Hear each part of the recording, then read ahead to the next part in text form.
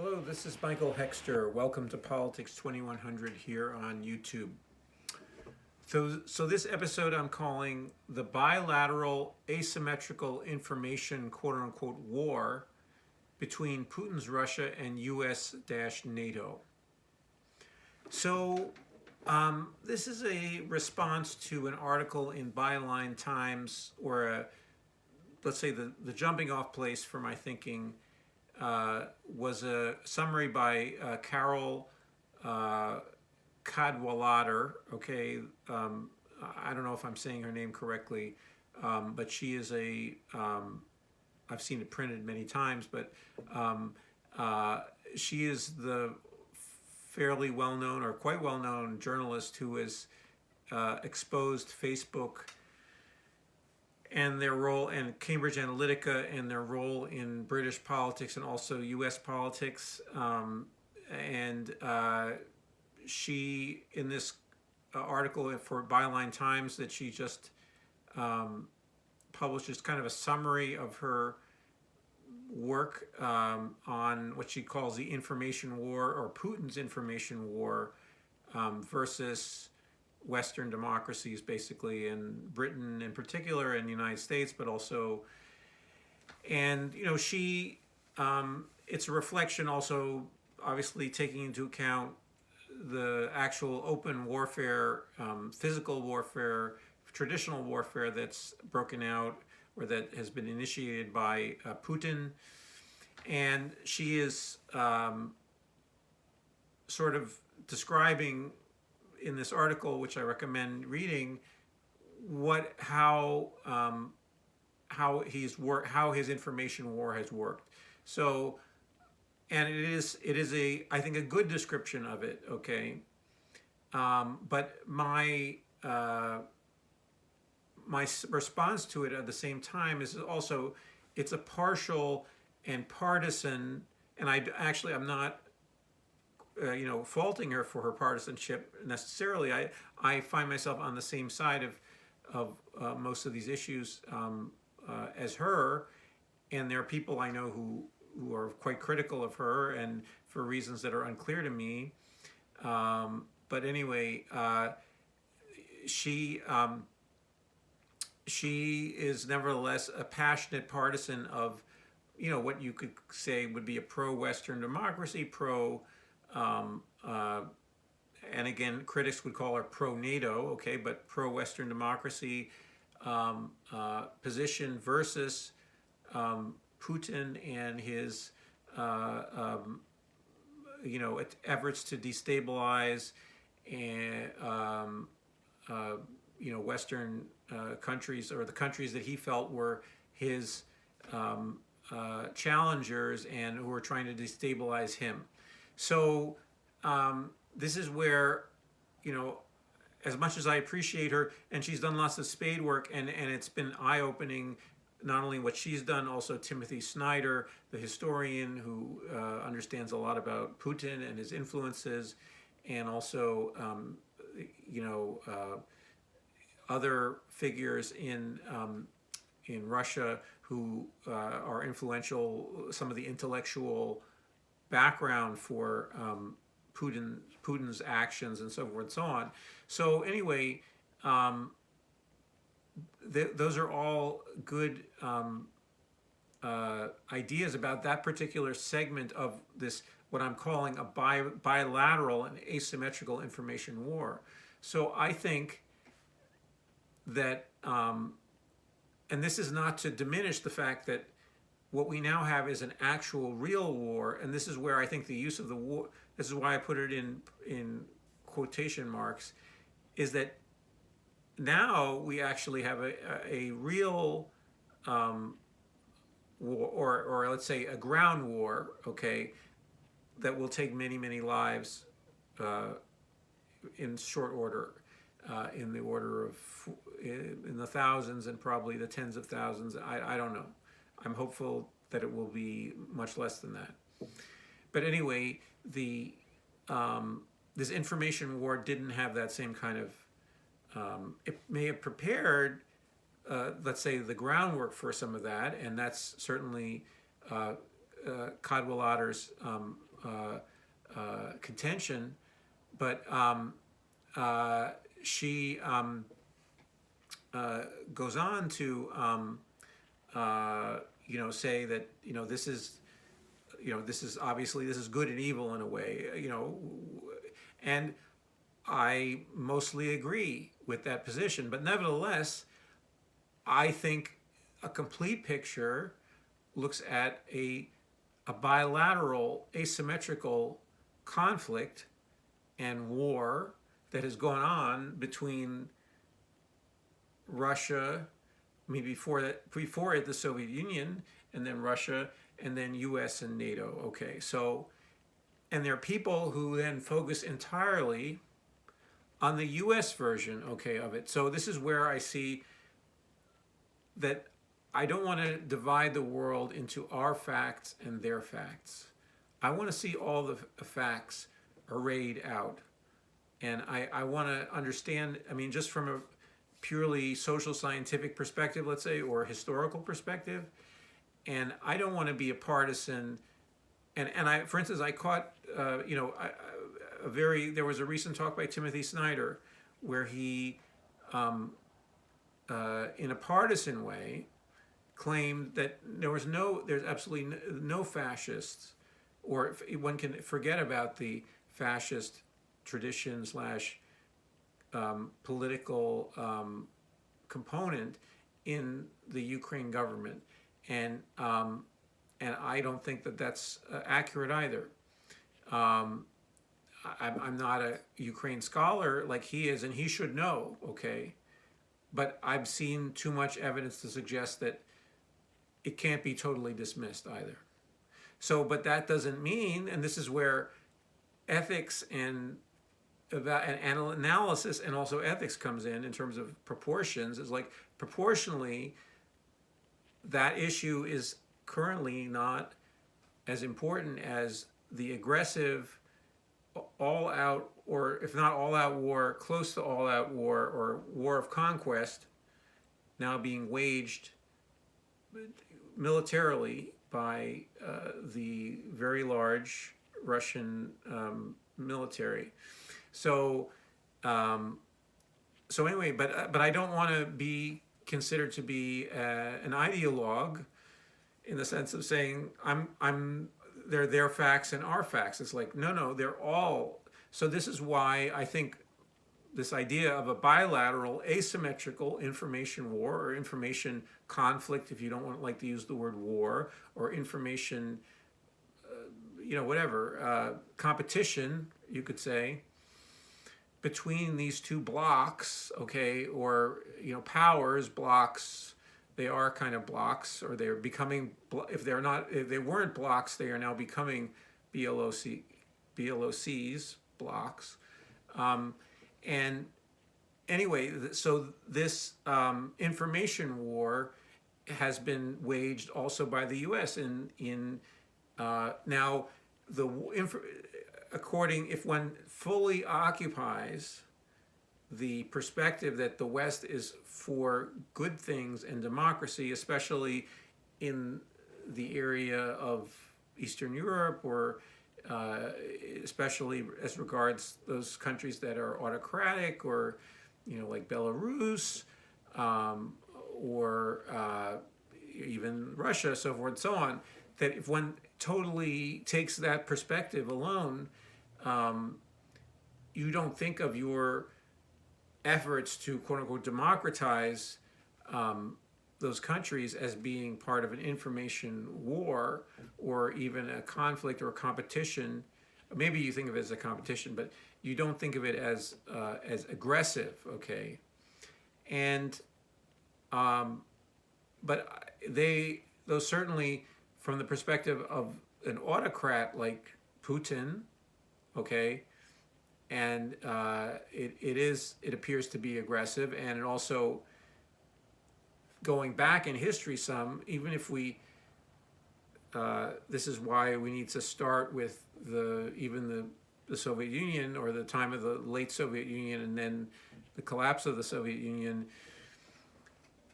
The West created a disaster in Russia, in the 1990s, and it through a combination of ideological blinders, very, very stupid social science or economic ideas being applied to it, creating a class of or these quote unquote oligarchs, who, basically privatizing all this state property under the assumption that somehow if everything were in private hands, it would all work out much better.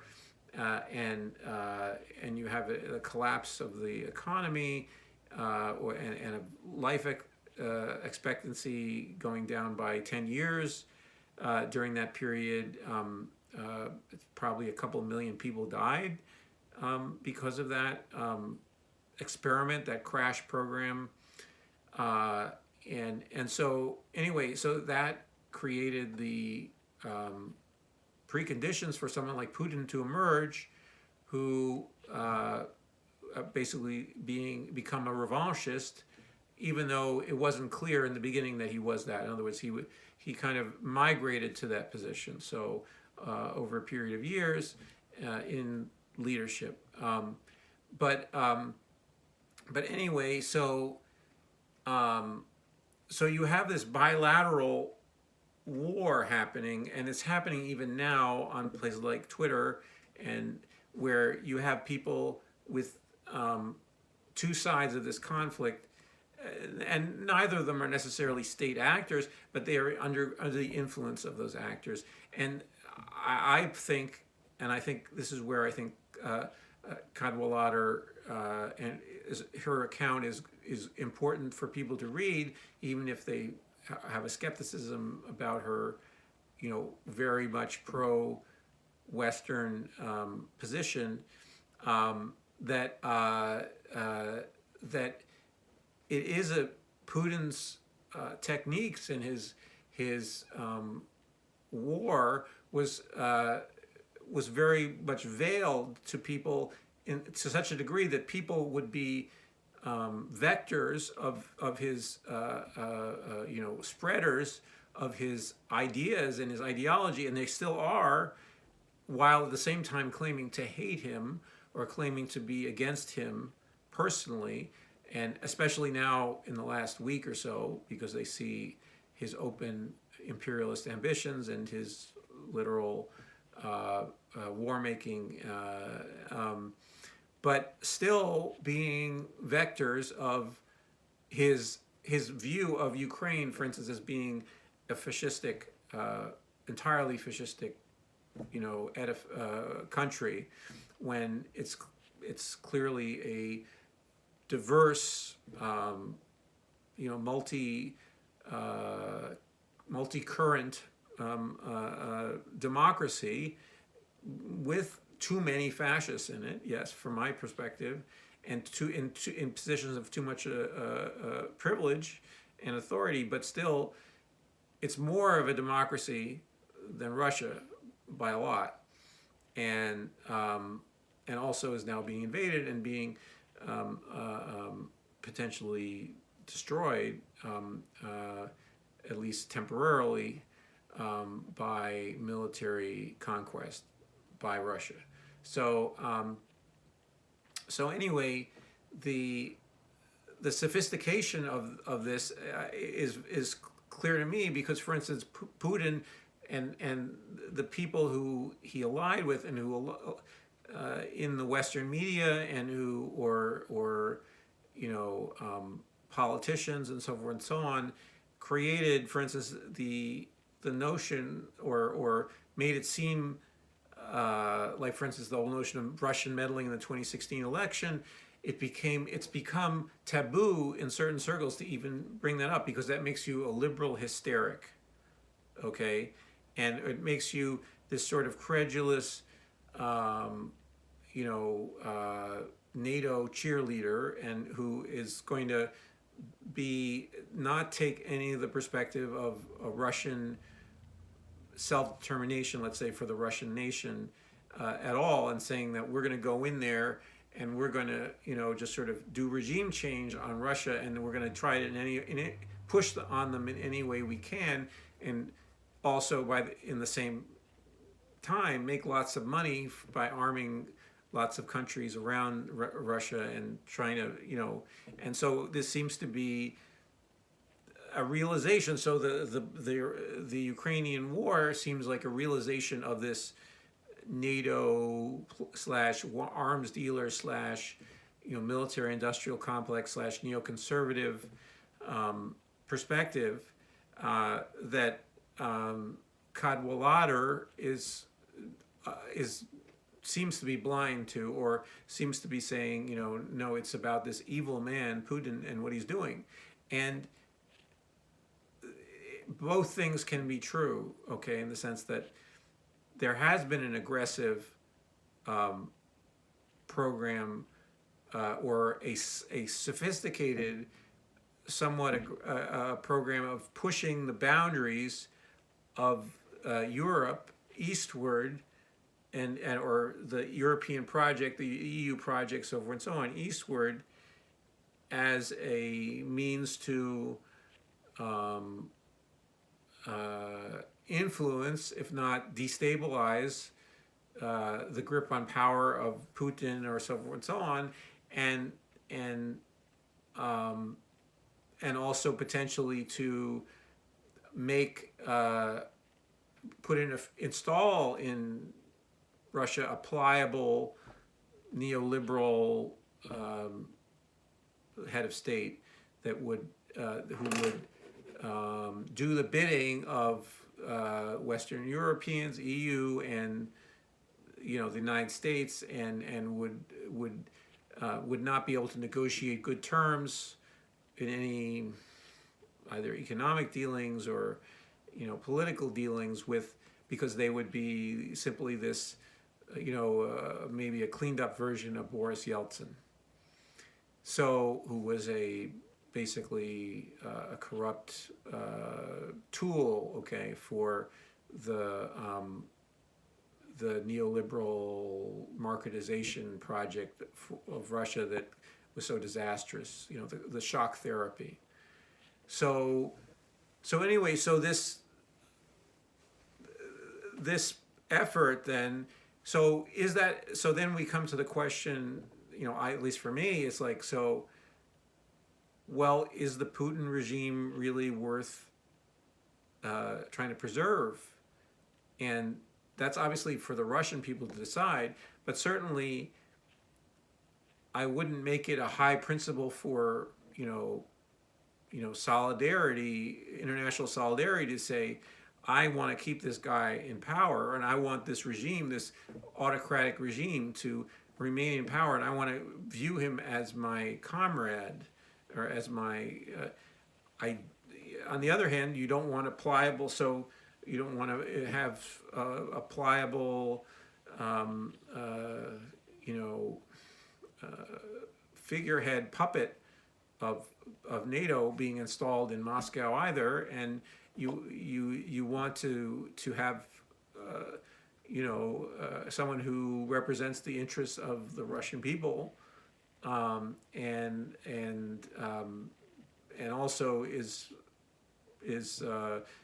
sensitive to their needs, and so on and so on. Now Putin is not those things, okay, and he's it's a highly unequal society. It's very repressive, and so. But the Russian people really don't have a choice, and there's also massive manipulation within Russia of the information flow. So it's interesting, and we need to understand how we have been manipulated by Putin, also how we are being manipulated by our media, okay, to accept the idea that we are the good guys in every regard in this. But in this case, when it comes to this open aggression, okay, we have to become the good guys, okay? We have to, and we could potentially be used, our good guyness could be used for bad ends. It could be, it could turn out for the worse. But it's not worse than the warfare that's being waged, this imperialist warfare that's being waged. So so this is it's complex, but literally this is a two-way. We want to be able to look at all the facts and make some determination about, and also evaluate. It's like I am someone who grew up in, for instance, the United States, and I spent some time in Western Europe. I prefer societies where people have political rights and freedom of expression and so forth and so on, political rights that are, somewhat realist. And now our society we're a failing democracy in the United States, but at least, we're not as anti-democratic as the Russian system is, and which is not saying much, but and we were better at one point. Our democracy was better. But in any case, we do have. I'm able to post these videos on YouTube. People can pamphlet, and they can run for office and so forth and so on. And so far, we don't have as repressive a state as they do in Russia and in North Korea and in China, in mainland China. So anyway, so I think those are, even though those are paired with some capitalistic interests that I think are toxic and exploitive and wrong, and are heading our society to ruin, and we need to put more checks on those forces, both in our foreign policy and also as driving our foreign policy, including weapons manufacturers, but also driving our domestic policy. So we need to put all kinds of checks on those things. But still, relatively speaking, I prefer the system, and apparently the Ukrainians do kind of prefer some semblance of this sort of system rather than the Russian system. Okay, so it's kind of a in Timothy Snyder's recent talk, I also put a link to it, and he's talked about this in other places as well. There is an element of it's kind of like a royalist, or basically a feudal system or a kingship system in Russia versus more of the bourgeois democratic system. So in some sense, we represent still progress in terms of political systems over what apparently is the tendency in current day Russia, which is more of an atavistic system of governing. So anyway, so all of those things mean that even though I'm of the left, I'm opposed to U.S. imperialism in Latin America, also in Eurasia, when it imposes, when it either creates wars, when it opposes, when it is hardships on people because of bad business deals that are enforced by the gun, or when we start wars in Eurasia ourselves, and then leave people in ruin, like in Afghanistan, or Iraq. That's all but reprehensible, and it's very, very racist, in the sense that some of the worst of our imperialism is visited on people who are non-white. Okay, and then we're, for whatever reason, the benefits of our military force or whatever, our reach, are the same strong arm that's used to devastate countries in non-white areas of the world, that are now potentially creating a buffer zone or a bulwark for these countries, relatively privileged countries, to remain free or to gain their freedom. So in the case of, for instance, Ukraine and Belarus and so forth and so on, and the Baltic republics who really have, and some of this is, you know, I'm not happy personally with how the pie has been divided ideologically, where you have some pretty neoliberal